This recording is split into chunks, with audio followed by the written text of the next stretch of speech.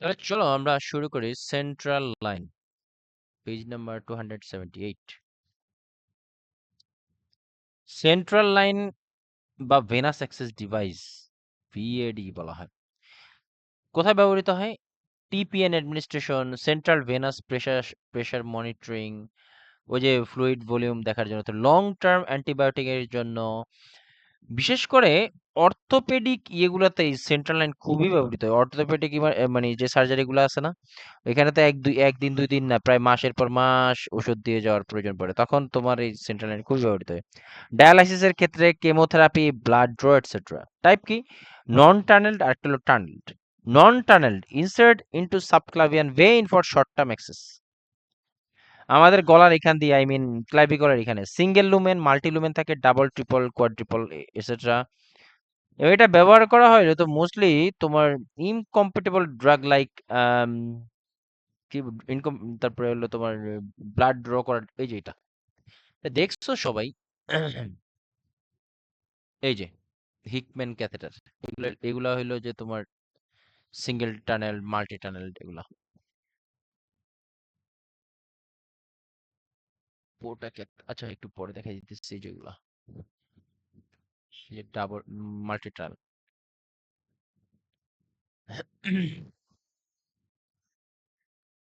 Single lumen, multi lumen, প্রায় হলো টানেলড, দেখাইতেছি। টানেলটা হলো long silicon catheter thread through subcutaneous layer to prevent infection with long-term use. Catheter tip is located in superior vena cava. এই এই টানেলড যেগুলো আছে, এই টানেল যে ইয়েগুলা মানে ক্যাথেটার সেন্ট্রাল লাইনগুলা, এগুলা সিলিকন দিয়ে তৈরি থাকে এবং এগুলা কিন্তু লং টার্ম ইউজে সবচেয়ে বেশি ব্যবহৃত হয় এবং এদের ইনফেকশন রিস্ক খুবই কম থাকে। আমরা জানি কিনা জানি না যে ক্যাথেটার, আই মিন ইউরেথ্রাল যে ক্যাথেটার, এই ক্যাথেটার গুলা যেগুলো, একটা আছে রাবার ক্যাথেটার, একটা সিলিকন ক্যাথেটার। সিলিকন ক্যাথেটার কিন্তু প্রায় 1 মাস রাখা যায়, 1 মাস 1.5 মাসের মতো। কিন্তু রাবার ক্যাথেটার 72 ঘন্টার পরেই মোটামুটি খুলে ফেলতে হয়, নাইলে কিন্তু এটা ইউটিআই এর জন্য দায়ী হয়ে যায়। তো টানেল যেগুলো আছে, যে catheter tip is located in superior vena CAVA, Hickman বা ব্রোভিয়া ক্যাথেটার, সিঙ্গেল আর ডাবল লুমেন, এই যে এগুলা হিকম্যান ক্যাথেটার।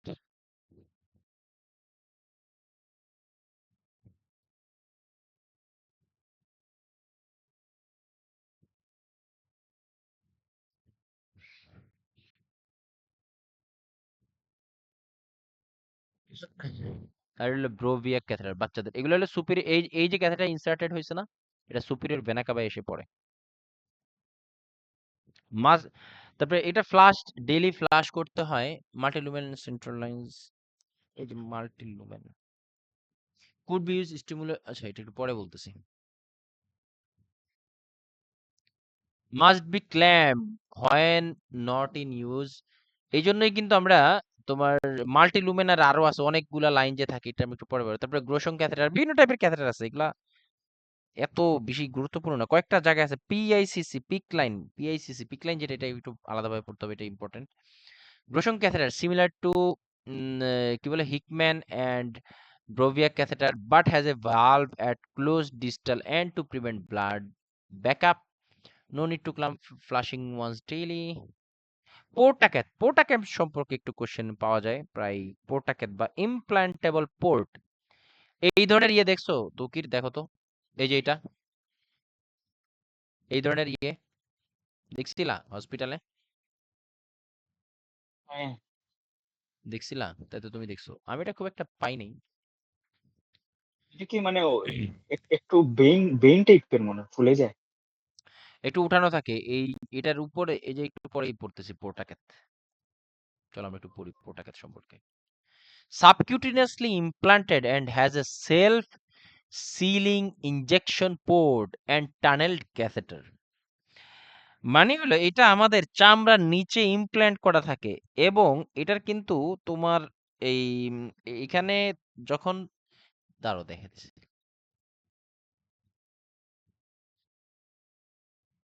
এই পোর্টাক্যাথের এবং এই যে দেখো তোমার এইটাই হলো এই ডিভাইসটা।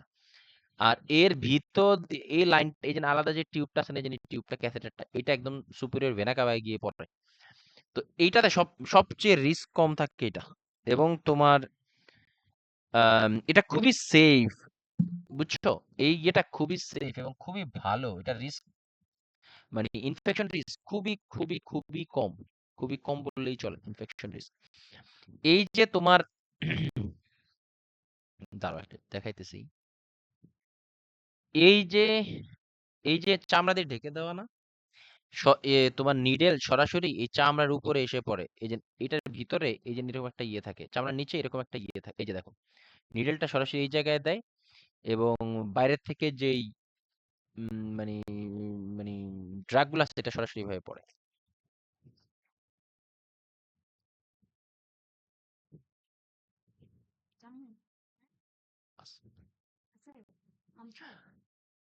তো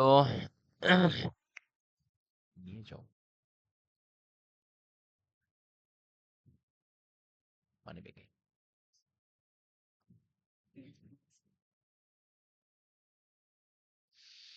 তো মানে যেটা বলতে চাচ্ছিলাম, এই এই পোর্টা ক্যাপটা মূলত চামড়া দিয়ে ঢেকে দেওয়া থাকে, পোর্টা ক্যাপ। এবং এই পোর্টা ক্যাথের উপর এখানে একটা রাবার টিউব থাকে এবং এইটা সরাসরি এই নিডেলটা সরাসরি পোর্টা ক্যাথের এই জায়গায় এসে পড়ে। পড়লে হয় কি, নিডেলটা যতটুকু পিক করে ততটুকুই। এবং এই কারণে এটা খুবই সিকিউরড। এই এই এই যে ডিভাইসটা, এটা একদম চামড়া দিয়ে ঢেকে সাবকিউটেনিয়াসলি ঢুকানো থাকে, মাইনর একটা সার্জারির মতো করে, বুঝছো? আর এটা যখন পিক করে না, আইএম ইনজেকশন দিলে যতটুকু ব্যথা হয় এতটুকুই। এবং এটা খুবই সেফ পোর্টা ক্যাথ।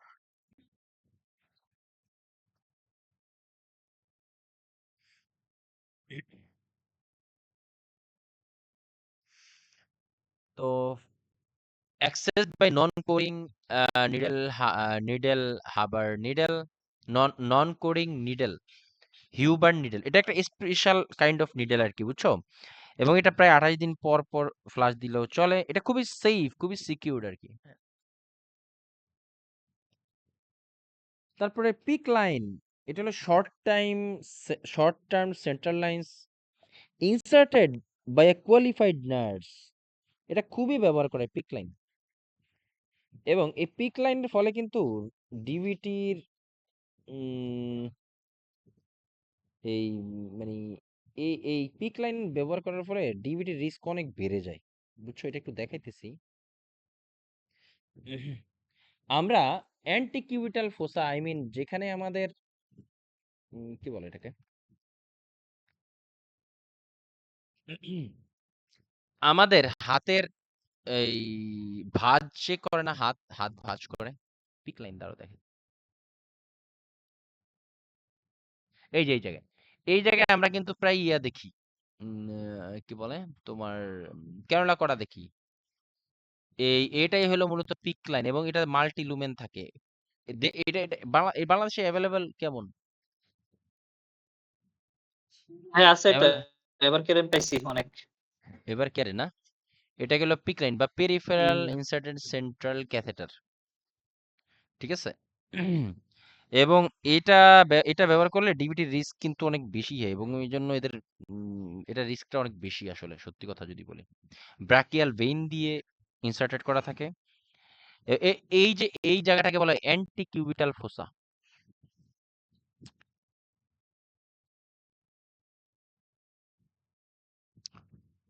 তো সেন্ট্রাল লাইনের দেখি আর কোনো কিছু বাকি রাখছি কিনা।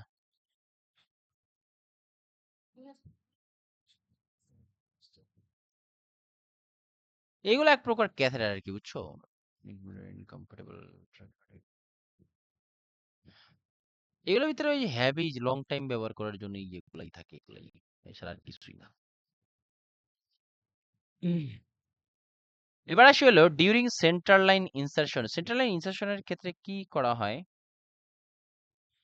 During insertion and also during dressing and injection cap changes, lie in supine position, lie in supine position and turn head to opposite side. কারণ কি reduce the chance of contamination by micro organisms or respiratory secretions. কারণ যে side দিয়ে তোমার ইয়ে করা হয় মানে যে সাইডে এই সেন্ট্রাল লাইনটা দেয়া আছে ওই বরাবর থেকে মাথাটা অন্য সাইডে রাখতে হয়, তাইলে শ্বাস প্রশ্বাস বা রেসপিরেশন থেকে কোনো ড্রপলেট বা কোনো নিঃশ্বাস যাতে না পড়ে ওই পিক লাইনের ওইদিকে, এতে করে মাইক্রোঅর্গানিজম ইয়ে মানে কম করা যায়। For a patient on ventilator hold ventilation to prevent pneumothorax. If air emboli suspected put the patient in left সাইডে ট্রেন্ডেলেনবার্গ বা রিভার্স ট্রেন্ডেলেনবার্গ পজিশন। এটা গতকাল কি পড়ানো হয়েছিল। Also during tubing or cap change, ask the patient to hold the breath. Apply Valsalva maneuver to prevent air embolism. আমরা এর আগেও পড়েছিলাম যে আমাদের কখনো বডিতে কোনো কিছু ইনসার্ট করলে বিশেষ করে বাতাস যদি ঢুকে যাওয়ার চান্স থাকে তাহলে যেন আমরা ভালসালভার ম্যানুভার করি, এতে করে কি হবে বডির ভিতরে বাতাস ঢুকতে পারবে না এবং প্রসিডিউরটা খুব ইজিলি হবে। To prevent air emboli from a catheter removal, remove catheter during exhalation or bear down, not during inhalation. যদি ইনহেলেশন সময় যদি ক্যাথেটার ইনসার্ট করা হয় তবে কিন্তু বাতাস ঢুকবে, which can suck more air into the blood vessel. Performed in supine position, এবং এটা সুপাইন পজিশনে করা which can increase the central venous pressure and decrease the possibility of air getting into the vessel. Apply air occlusive dressing right after the removal, মানে Tegaderm দিয়ে দেওয়া হয় যাতে করে কোনোভাবে ইয়ে করা না যায়। আচ্ছা, আমরা অনেকেই শুনেছি যে আম, কি বলে ভেইনের ভিতরে যাতে বাতাস না ঢুকে, কিন্তু কতটুকু বাতাস ঢুকলে পেশেন্ট মারা যেতে পারে এটা এটা কখনো সার্চ দিয়ে দেখছিলা? আমি একবার দেখছিলাম 100 ml সমপরিমাণ বাতাস যদি ঢোকে তবে পেশেন্টের মারা যাওয়ার চান্স থাকে, সামান্য না।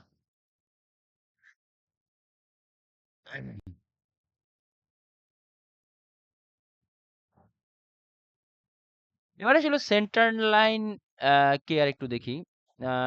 Central line care of central line, এটা বেশি ইম্পর্টেন্ট, এটা বেশি আসে কোশ্চেনে।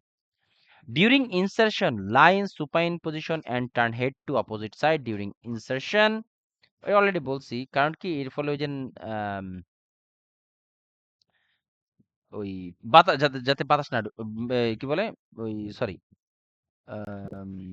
বা এই যে এই বিষয়টা হলো যে ইনসার্ট করার সময় যদি মাথা অন্য সাইডে রাখে তাহলে ভেইনটা প্রমিনেন্ট হয়। আমরা মানে দেখবা যে আমরা মাথা ডান পাশে বা বাম পাশে ঘুরাইলে আমাদের ওই ভেইন যেটা যেটা ওটা অনেক বেশি মোটা হয়ে যায় আরো। Confirm placement in superior vena cava with X-ray prior to use. Implant measures to prevent infection, like change tubing every 24 hours, change the dressing every 7 days and as needed. কি দিছে ওরে বাবা, কেপলারের ইয়ে কোথায় এখানে, ওইটা কেপলান এন্ড +2 জানি জানি না জানা নাই এটা। 24-25 সালের প্র্যাকটিস আছে। আচ্ছা আচ্ছা, হতে পারে। যেখান থেকে বই পড়া কাজে দিবে, অনেস্টলি যদি বলি, যেটাই প্র্যাকটিস করো না প্র্যাকটিস করতে হবে, রেগুলার প্র্যাকটিস করতে হবে। Change tubing every 24 hours, change the dressing every 7 days and as needed. Use sterile occlusive dressing. Monitor for signs of infection. এখানে আরেকটা জিনিস হলো যে এই সেন্ট্রাল লাইন ব্যবহার করার ফলে সেন্ট্রাল লাইন অ্যাসোসিয়েটেড ইনফেকশন হয়, এটা যেটাকে ক্ল্যাপসি বলা হয়, সংক্ষেপে ক্ল্যাপসি বলে। এই যে central line associated blood stream infection, বুঝছো? এই ক্ল্যাপসি হলে কি হয়, এলিভেটেড টেম্পারেচার, এটা হলো first sign. Elevated temperature elevate করে রেডনেস, ড্রেনেজ অ্যান্ড ওডোরাইড সাইট। তারপরে monitor for signs of infiltration, মানে যদি লিক করে আর কি, সেন্ট্রাল লাইনের ঢুকানোর সময় বা বের করার সময় যদি লিক করে তখন কি হয়, swelling of the neck, face and shoulder, pain in upper arm. তারপর এয়ার ইম্বোলিজম প্রিভেন্ট করার জন্য অলরেডি আমরা বলে ফেলছি যে এই জন্য কিন্তু দেখবা সেন্ট্রাল লাইনের যেই মানে টিউবগুলো আছে না, ওগুলা কিন্তু তোমার ক্ল্যাম্প করে রাখা হয়। নেক্সট টাইম খেয়াল করো, অথবা তুমি দেখছো অলরেডি ওই জন্য এক ধরনের সাদা ইয়ে দিয়ে ক্ল্যাম্প করে রাখা হয়। Clamp catheter except gross hung and instruct to perform Valsalva maneuver when changing or detaching the tube. Yes, কারণ কি? কারণটা হলো যে তোমার যখন ইনসার্ট করা হয় অথবা রিমুভ করা হয় তখন ভালসালভা ম্যানুভার করে রাখলে আই মিন ধরো শ্বাস বন্ধ করে হোল্ড করে রাখলে এয়ার আর ভিতরে ঢুকতে পারে না। তারপরে চেঞ্জিং অর ডিটাচিং টিউব তখন এই কাজটা। তারপর properly secure all tubing with a tape to prevent accidental dislodgement. Prevent catheter occlusion. Catheter occlusion আমরা কিভাবে করি? Flush the tubing based on the type of catheter and as per the policy. দেখবা central লাইনের অনেকগুলা line থাকে, কোনটা red, yellow এরকম। দাঁড়াও,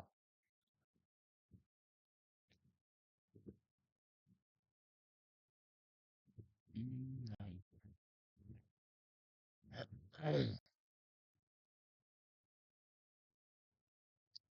এই যে বায়োপ্যাচ ড্রেসিং 7 দিন পর পর, গজ ড্রেসিং যে গজ দিয়ে ঢাকা থাকে না ওইটা 24 ঘন্টা 48 ঘন্টা পর পর।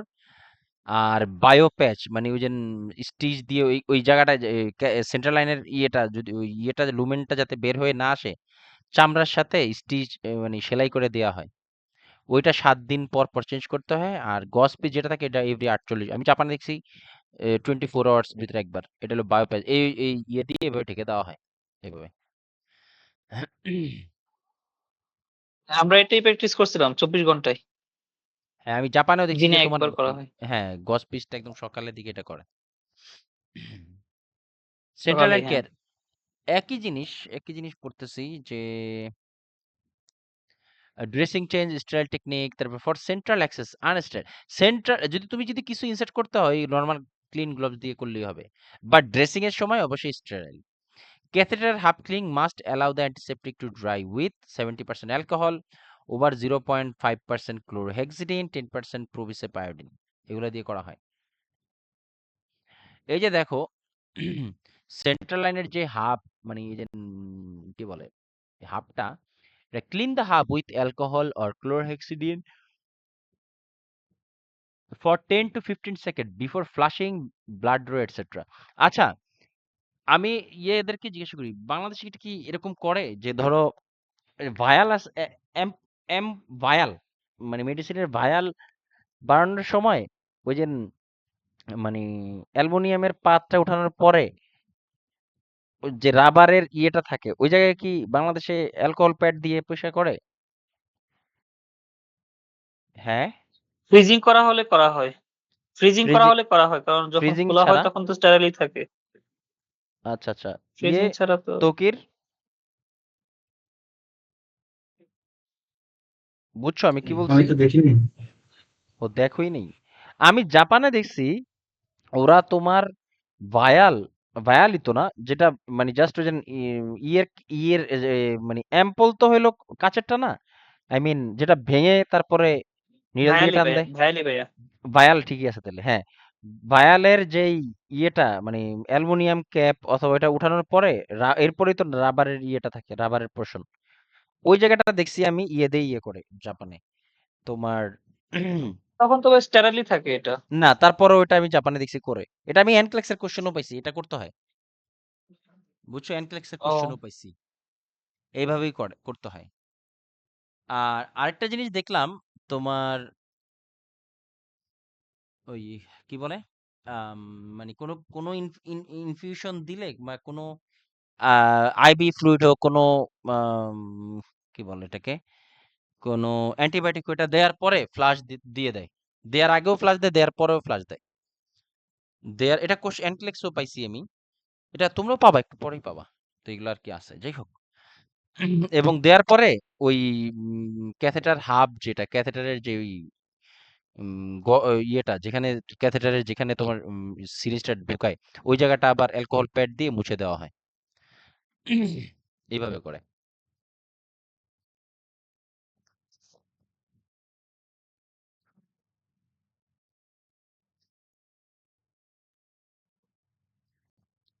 এবার আসি হলো একই জিনিস, prevent catheter occlusion, flush the tube. আচ্ছা, এটা এই যে এটা বলছিলাম, prevent air involvement, clamp catheter and instruct patient instruct to perform Valsalva maneuver when changing or detaching tube. Properly secure all tubing with tape to prevent accidental dislodgement. Prevent catheter um, কোথায় catheter occlusion, মানে flush the tubing based on the type of catheter as per policy. Use infusion pump যদি ওই ইয়েটা লাইনটা clot হয়ে যায়, if clotting occurs, never try to push, rather try to aspirate. Yes, আমরা বাংলাদেশে তোমার ঢাকা মেডিকেল আমরা শিখছি এভাবে, যে সিনিয়র যারা ছিল, যেসব আপুরা আমরা যখন ওই প্লেসমেন্টে যাইতাম, ওনারা সবসময় দেখতাম আগে আগে টান দিয়ে তারপরে একটা ফ্লাশ দিত। এটা আসলে রং প্র্যাকটিস এখন যেটা দেখতেছি। বলা হয়েছে যে নেভার পুশ, আগে কারণ এটা ক্লট থাকলে, ধরো ভিতরে ক্লট হয়ে আছে, তুমি দিলা ইয়া কি বলে এটাকে, তুমি দিলা পুশ, ক্লট সহ ভিতরে আবার চলে যাবে। এই জন্য never push, never try to push, rather try to aspirate. তারপরে ডিক্লটিং এজেন্ট, লাইক ওই ডিক্লটিং মানে ক্লট থাকলে এটা কি করে, thrombolytics may be administered as per the protocol, like streptokinase 1 hour waiting before aspiration. তারপরে urokinase 10 minutes waiting time before aspiration, মানে there 10 minute পরে টান দিতে হবে। আর স্ট্রেপ্টোকাইনেজ হলো স্ট্রেপ্টোকাইনেজ পুশ করার 1 ঘন্টা পরে তোমার অ্যাসপিরেশন করা যাবে। If central line is used for blood draw, discard initial 5 to 10 ml before drawing the specimen. Important আসছে কোশ্চেনে। If central line থেকে যদি ব্লাড ড্র করতে হয় তাহলে 5 থেকে 10 ml ফেলে দিতে হবে।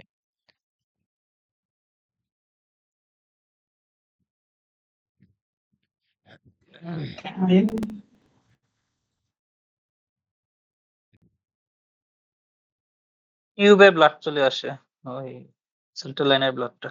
হ্যাঁ, কারণ ওই ব্লাডটা তোমার ডাইলুটেড ব্লাড, অনেক সময় তোমার স্যালাইন ম্যালাইন গিয়ে এটা ডাইলুট করে ফেলে, এই জন্য আসলে ইয়ে করতে হয়।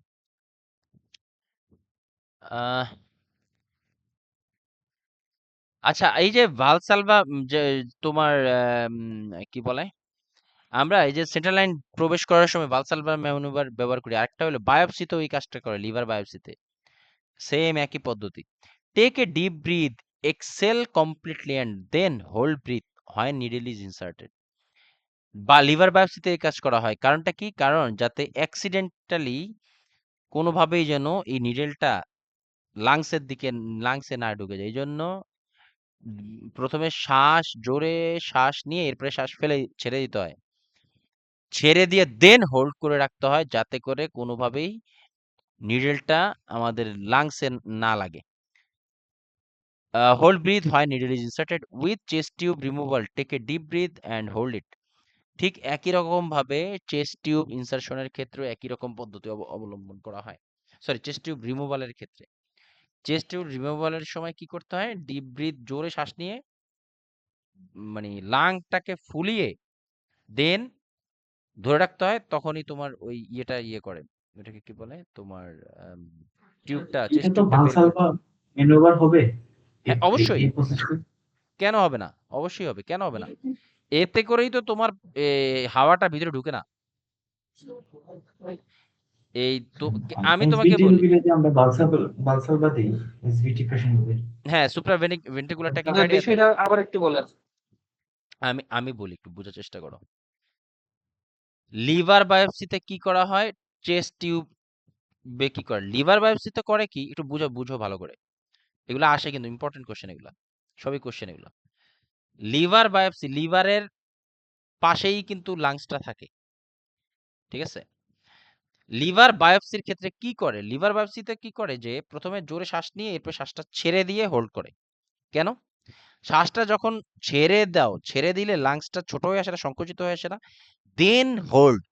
এতে করে কি হয়, লিভারটা প্রশস্ত হয় এবং লিভার থেকে সহজেই বায়োপসি করে নিডলটা বের করে নিয়ে আসে। এখন কথা হইলো, এটা না করলে কি হইতো, এটা না করলে হইতো কি, যে তুমি মানে কি বলে, এয়ারটা যদি তুমি না বের মানে না না বের করে তুমি নিডলটা দিতে যাও, তখন এই নিডলটা তোমার ইয়ে ইয়ে ভেদ করে, মানে লিভারকে ক্রস করে লাংসে চলে যেতে পারে।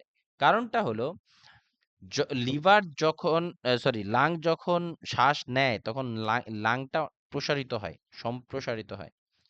সম্প্রসারিত হলে লিভার ছোট হয়ে যায়, মানে লিভারের উপরে চাপ, মানে লিভারটা একটু ছোট হয়ে আসে, লাংস বড় হয়ে আসে। এই কারণে এই সময় যদি তুমি ভুলক্রমেও নিজের লিভারে ঢুকাও, ওটা লিভার ভেদ করে অনেক সময় লাংসে চলে যাওয়ার চান্স থাকে। এই জন্য আগে করতে হবে কি, লিভার বায়োপসির ক্ষেত্রে deep breath, then exhale, hold the breath, then aspirate the needle, insert the needle. আমি কি বুঝাতে পারছি সবাইকে? বুঝা গেছে? সাদিয়া? জি ভাই, বুঝতে পারছি। আচ্ছা। বুঝতে পারছি। আর আর chest tube removal, chest tube আমরা পরেই পড়বো, এই পরের চ্যাপ্টারে ইনশাল্লাহ রেসপিরেটরি ধরবো। তো চেস্ট টিউব বের করার সময় বিষয়টা কি, চেস্ট টিউব বের করার সময় সিস্টেমটা হলো যে জোরে শ্বাস নিয়ে হোল্ড করে রাখতে হবে, মানে লাংটাকে ফুলিয়ে দেন হোল্ড করে রাখতে হবে। এক্ষেত্রে কি হবে, লাংসের ভিতরে আর এক্সট্রা বাতাস ঢুকতে পারবে না। চেস্ট টিউবের ক্ষেত্রে আলাদা এবং ইয়ের ক্ষেত্রে আলাদা, মানে লিভার বায়োপসিতে আলাদা। আমরা ইয়েতে এটা ছবি সহ চেস্ট টিউবের পরে যখন পড়াবো তখন ছবি সহ এটার আরো ডিটেলস আমরা এখানে শিখবো। বাট লিভারেরটা এখান থেকে মাথায় রাখ, যেটা বলছি। কেন এই পদ্ধতি ভ্যালসালভা ম্যানুভারটা করা হয়, কারণটা হলো এরা ডায়াফ্রাম পাংচার, লাং পাংচার এগুলোকে প্রিভেন্ট করে। কারণ যদি লিভার বায়োপসির সময় যদি মানে এয়ার ছেড়ে দিয়ে হোল্ড করে রাখো, তখন কি হয়, আমাদের ডায়াফ্রাম কি করে, আমরা যখন শ্বাস নেই ডায়াফ্রাম রিল্যাক্স হয়ে উপরের দিকে চলে আসে, মানে সরি, আমরা যখন শ্বাস নেই ডায়াফ্রাম অ্যাবডোমিনাল অর্গানকে নিচের দিকে চাপ দেয়, ফলে লিভার লাং এক্সপেনশন হওয়ার সুযোগ সুযোগ পায়। আবার আমরা যখন শ্বাস ছাড়ি লাং সংকুচিত হয়ে যায় এবং অ্যাবডোমিনাল অর্গানগুলো উপরের দিকে চলে আসে। এইগুলা এইভাবে আমরা মেনটেন করি, মানে ডায়াফ্রাম আমাদের এই কাজটা করে।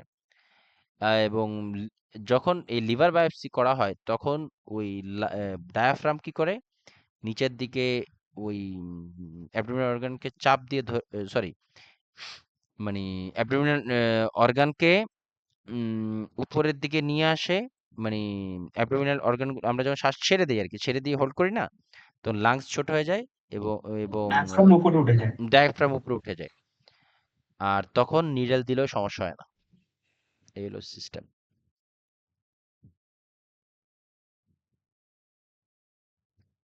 আরেকটা জিনিস আছে, একটা হলো ফিমোরাল লাইন, ওই যে আমাদের ফিমোরাল ক্যাথেটার যে, হ্যাঁ বলো।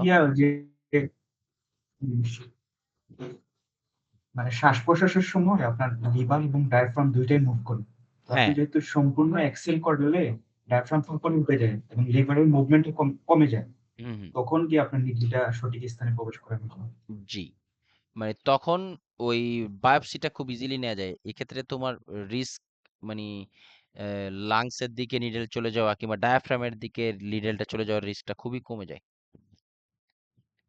এবার আসছিল femoral lines.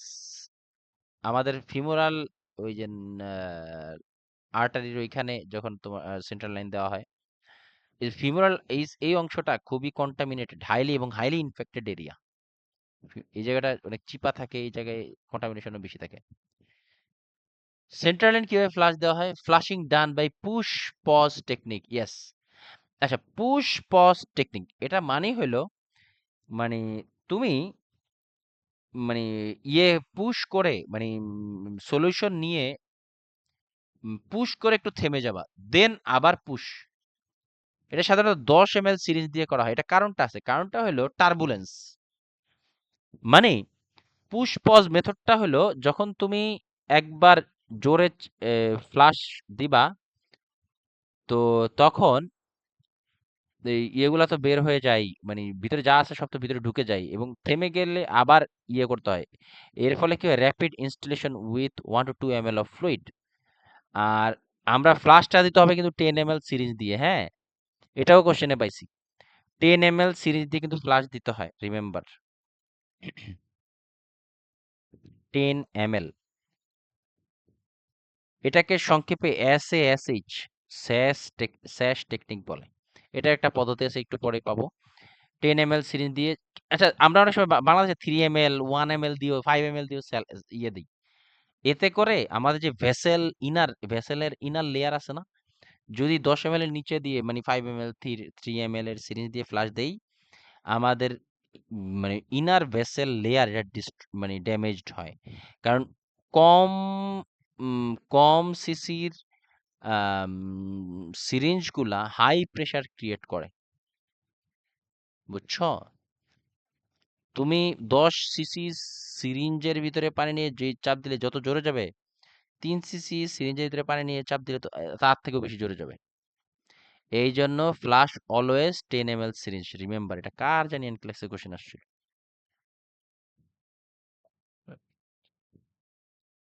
Central changing position may relieve the occlusion as the tip of the tube lying against 10%.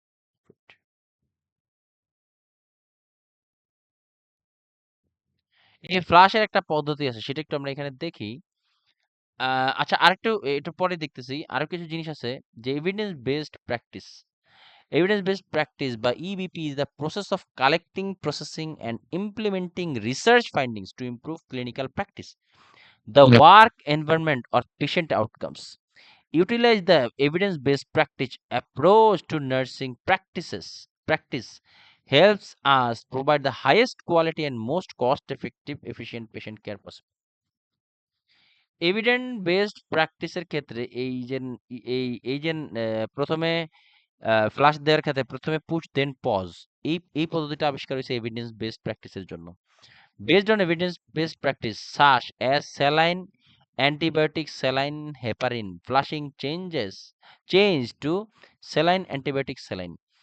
আগে হয়তো কি, আগে যখন ফ্লাশ দেওয়া হয়তো তখন প্রথমে বা মেডিসিন থাকতো, এরপরে তো মেডিসিন দেওয়ার ক্ষেত্রে আগে সিস্টেম ছিল প্রথমে স্যালাইন পুশ দিতে হয়, তারপর অ্যান্টিবায়োটিক, দেন স্যালাইন, দেন হেপারিন দেয়। এটা ছিল আগের পদ্ধতি। বর্তমানে এই পদ্ধতিটা স্যালাইন বা মেডিসিন দেওয়ার সিস্টেম হলো ইন্টারভেনাসলি, প্রথমে স্যালাইন পুশ, দেন অ্যান্টিবায়োটিক, দেন স্যালাইন। বর্তমান কি তাহলে প্রথমে স্যালাইন দিয়ে ফ্লাশ দিতে হবে, দেন মেডিসিন দিতে হবে, দেন আবার স্যালাইন দিতে হবে। আর আমরা পূর্বে কি করতাম? পূর্বে করতাম স্যালাইন, অ্যান্টিবায়োটিক, স্যালাইন, হেপারিন। কিন্তু এইভাবে কেউ কোনোদিন মানতে দেখিনি আমি বাংলাদেশে। তবে স্যালাইন, মেডিসিন, স্যালাইন এই পদ্ধতিটা অনেক জায়গায় দেখছি আমি। যারা একটু ভালো ভালো হসপিটালে চাকরি করে তারা এই পদ্ধতিটা ফলো করে। সৌদি আরবে কি হয় একটু বলবা? সৌদি আরবে কিভাবে ফ্লাশ দেয় কোনো মেডিসিন টেডিসিন দিলে?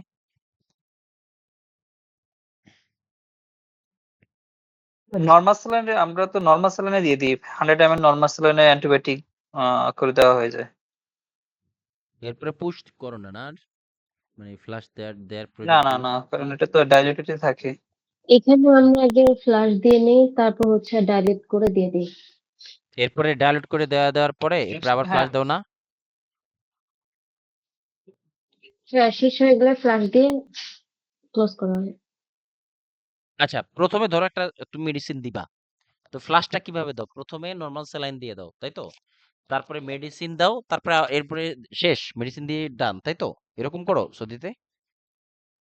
ফ্লাশ আমাদের ডিস্টিল ওয়াটার থাকে হ্যাঁ, হ্যাঁ। 10 ml এর, ওইটা প্যাক থাকে ওখানে, হুম, হুম, ওইটাই। হুম। মানে আমি বলতে চাচ্ছি যে সৌদি আরবে কি স্যালাইন, মেডিসিন, স্যালাইন এভাবে ফ্লাশ দাও? নাকি স্যালাইন, মেডিসিন হ্যাঁ ভাই, এটাই? এইভাবে saline, saline, medicine, antibiotic, saline এইভাবে। ও তাহলে তো ঠিকই আছে। এটা কিন্তু এভিডেন্স বেসড প্র্যাকটিসের মাধ্যমে আসছে। এটা কিন্তু কোনো আবিষ্কার হয়নি। এভিডেন্সের বেসড প্র্যাকটিসের মাধ্যমে এটা পাওয়া গেছে। Evidence shows use of heparin cause more disadvantage. আমি বাংলাদেশে দেখছি কোথায়, ঢাকা মেডিকেলে না জানি কোথায় দেখছি যে ফ্লাশ হিসেবে হেপারিনও ব্যবহার করে। Evidence shows of heparin cause more disadvantage like risk of bleeding then advantage. এবং SAS কিন্তু নিউ ফর্মুলা।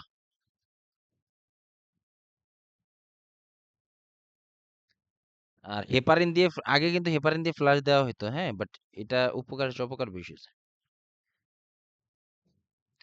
আর যদি হেপারিন ফ্লাশের প্রয়োজনই হয়, যদি হেপারিন ফ্লাশের প্রয়োজনই হয়, দেখি এটা কি আছে, এই জিনিসটা আমি কোশ্চেনে পাইছিলাম।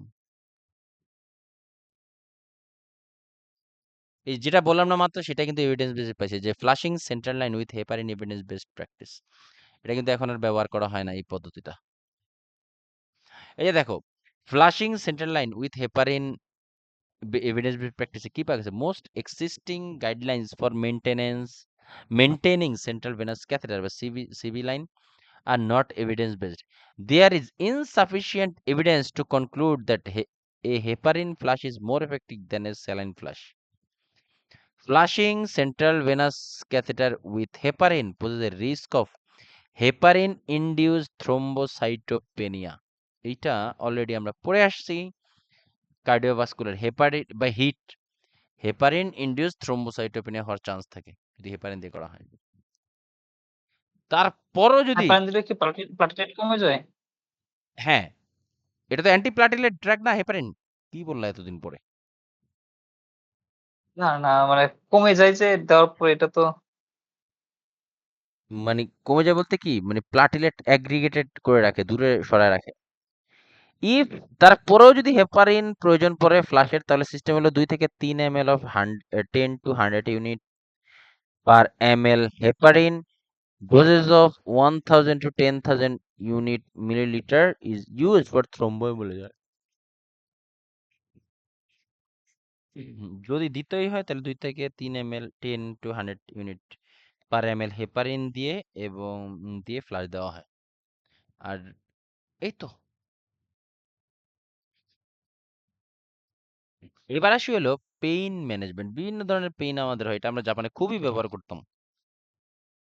এই পেইন ম্যানেজমেন্টের, বিশেষ বেড রিডেন পেশেন্টদের, ওং বেকার pain scale, the faces pain rating scale, এটা খুবই ব্যবহৃত, খুবই খুবই পেইন ম্যানেজমেন্ট।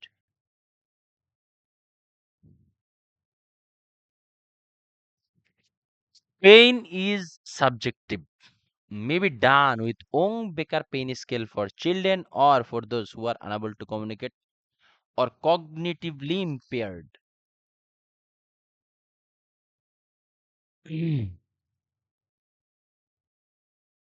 এই আচ্ছা, ডাটা কিন্তু দুই প্রকারের, এটা একটু বলে নেই। ডাটা একটা হলো সাবজেক্টিভ, একটা হলো অবজেক্টিভ। এটা অলরেডি তোমরা জানো।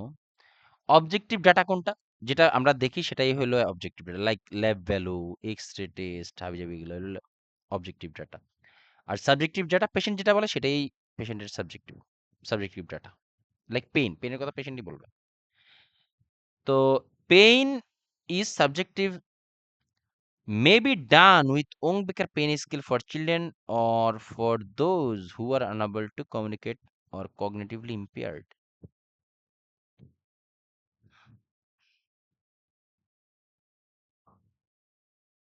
আরেকটা জিনিস আমি তোমাদেরকে বলি, যে কোনো ড্রেসিং অর সার্জিক্যাল ইন্টারভেনশন এর আগে পেশেন্টের কিন্তু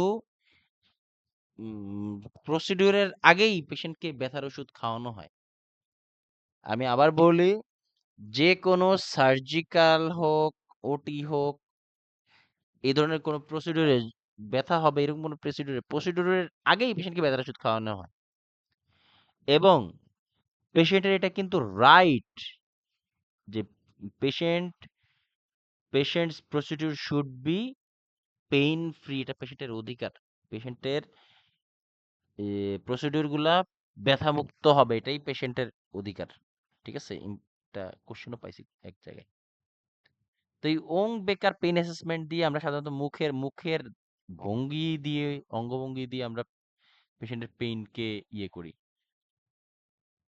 এই যে খুশি থাকলে 0 বা কোনো ব্যথা ট্যাথা নাই, হালকা থাকলে হার্টস হালকা একটু ব্যথা করে, 4 দিলে এই যে হার্টস লিটল মোর, 6 হলো hurts even more, hurts whole lot, আর 10 হলো হার্ট ওর্স্ট, খুবই ব্যথা। এটা হলো কাদের জন্য, যারা বাচ্চা, ওদের চেহারার অঙ্গভঙ্গি দেখে আমরা এটা নির্ণয় করি যে ব্যথাটা এই লেভেলের হইতে পারে সম্ভবতা। আর যারা কথাবার্তা বলতে মেয়েদের পারে, জন্য তো ভাই অলওয়েজ 10। আমি এই বিষয়ে আমার কোনো অভিজ্ঞতা নেই, আমি জানি না, এই বিষয়ে আমি কোনো মন্তব্য করতে চাই না। আর এরপরে আসি হলো যারা একটু মোটামুটি ভালো আই মিন নড়াচড়া করতে পারে না, কথা বলতে কমিউনিকেট করতে পারে, তাদের ক্ষেত্রে আমরা তাদেরকে সরাসরি জিজ্ঞাসা করি যে আচ্ছা আপনার যে ব্যথা এটা 10-এ আপনি কত দিতে চান? তখন পেশেন্ট নিজেই বলে দেয় আমি 10-এ 7 দেবো, 8 দেবো এরকম। Numerical pain scale is on a scale 1 to 10 used for adults and children who are able to communicate appropriately.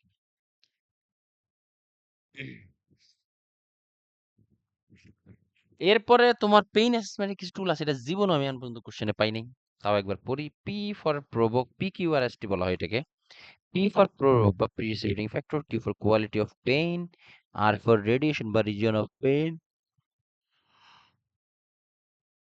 S for severity, R T for time, continuous or intermittent pain হয় কোনটা? এটা কখনোই আমি কোশ্চেনে পাই না, তবে না করলেও সমস্যা নেই। এবার আসলে পেইন ম্যানেজমেন্ট কিভাবে করি? A type of patient controlled analgesia, syringe pump দিয়ে যখন পেশেন্ট আমরা মানে লাইক মরফিন সিরিজ পাম্পে দিয়ে মেনটেন করা হয় না এটা করে। এবং a type of intravenous pump that allows patient to administer own narcotics on demand within the preset dose and frequency limits. The dose of the analgesic and interval between boluses is present on the pump by the RN according to the physician's order. Patient should have normal cognitive function to use the pump. A patient should have normal cognitive function to use the pump. আমরা যে পেশেন্টদেরকে ব্যথা কমানোর জন্য যে pump বা syringe pump গুলা দেই, এটা হলো যারা কনসাস বা মোটামুটি কোঅপারেট করতে পারে তাদেরকে এভাবে দেওয়া হয়। কিন্তু কথা হলো এই সিরিঞ্জ পাম্পটা কিন্তু not ideal for the pre school and cognitive impairment কোশ্চেনে পাওয়া গেছিল। একদম প্রি স্কুলের পেশেন্টের ক্ষেত্রে তোমার এই সিরিজ পাম্পের ব্যবহার জানবে এটাই স্বাভাবিক, এই জন্য তাদেরকে কিন্তু এই ধরনের কোনো কিছু দেওয়া যাবে না। এবং কগনিটিভ ইম্পেয়ারমেন্ট যারা আছে তাদেরকেও এই সিরিজ পাম্প দিয়ে ব্যথা কমানোর জন্য মেডিসিন দেওয়া যাবে না। রিমেম্বার অ্যাডভান্টেজ কি, পিসিএ দিলে পেন কমানোর ক্ষেত্রে পেশেন্ট মানে অ্যাডভান্টেজ কি, helps to achieve more effective analgesia. The nurse controlled analgesia causes less sedation, lower risk of pulmonary depression. দেখি কোনো স্লাইড বাকি আছে কিনা একটু দেখুন। এই যে pain is subjective.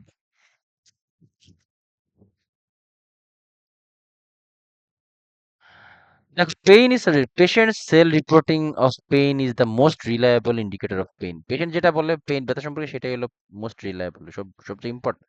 When patient cannot self-report pain, non-verbal pain scales are used. ওই যে বেকার, এটা এটা হলো যারা ঠিকমতো কথা বলতে পারে না, আমরা গেস করে পেশেন্টের পেইনটার কথা ইমাজিন করি, সেটা হলো বেকার পেইন, বেকার পেইন স্কেল। আর আরেকটা আছে ফ্ল্যাক স্কেল। ফ্ল্যাক কি, used for age 2 months to 7 years who cannot communicate yet. এই যেগুলো এটা খুব একটা পাইনি, না পড়লে চলবে, সমস্যা হবে না।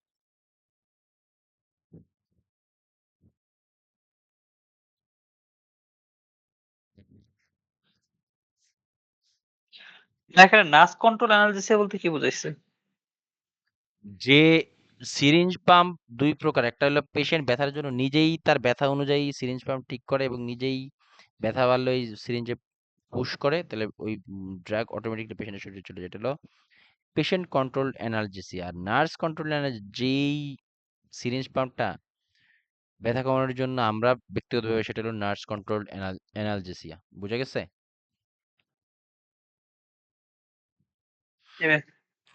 হ্যাঁ, এবার আসি হলো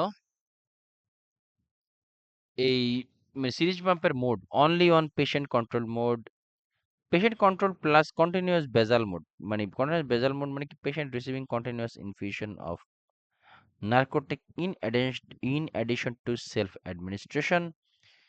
মানে periodic bolus doses as per the physician's order for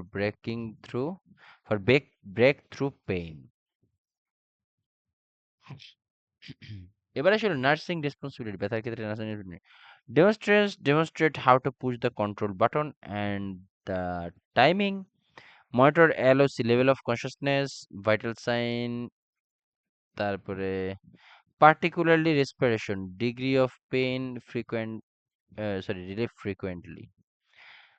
মানে হলো এই যে আমরা যখন পেশেন্টকে এই যে পেন ম্যানেজমেন্ট দিব, এরপরে পেশেন্টের কিন্তু level of consciousness, particularly respiration এগুলো চেক করতে, কারণ এগুলো হলো এই অপয়েড ড্রাগগুলা পেশেন্টের সেন্ট্রাল নার্ভাস সিস্টেম উইক করে রাখে। অপয়েড ড্রাগগুলা পেশেন্টদের সেন্ট্রাল নার্ভাস সিস্টেম গুলাকে স্লো করে রাখে, যার ফলে কি হয় পেশেন্টের হোল বডি কি বলে ব্র্যাডিকার্ডিয়া এগুলো হয় আর কি, হ্যাঁ, বা রেসপিরেটরি রেট স্লো হয়ে যায়। এরপর সে administer PRN medication as per the standing order, like naloxone, মানে নার্কোটিক অ্যানালজেসিকের অ্যান্টিডোট ন্যালোক্সোন। তার বিনাড্রিল, এটা অ্যান্টিহিস্টামিন হিসেবে কাজ করে। তারপর হলো মেটোক্লোপ্রোমাইড, এটা হলো কি বলে মেটোক্লোপ্রামাইড, এটা হলো কোন ধরনের ওষুধ মনে আছে কারো? এন্ডোক্রাইনোলজিতে পড়েছিলাম, সরি। মেটোক্লোপ্রামাইড এটা হলো অটোইমিউন ডিজিজ আমরা পড়েছিলাম, মাইড ড্রাগ। এবং এদের কিন্তু এক্সট্রা পিরামিডাল সাইড এফেক্ট থাকার চান্স থাকে, এবং এরা কিন্তু অ্যান্টিএমিটিক ড্রাগ হিসেবে ব্যবহৃত হয়, এবং এদের এক্সট্রা পিরামিডাল সাইড এফেক্ট থাকার চান্স থাকে, EPSE, extra pyramidal side effect. The monitor and record the administration every hour and end of the shift. End of the shift. এই ছিল মোটামুটি পেইন এবং পেইন রিলেটেড কথাবার্তা।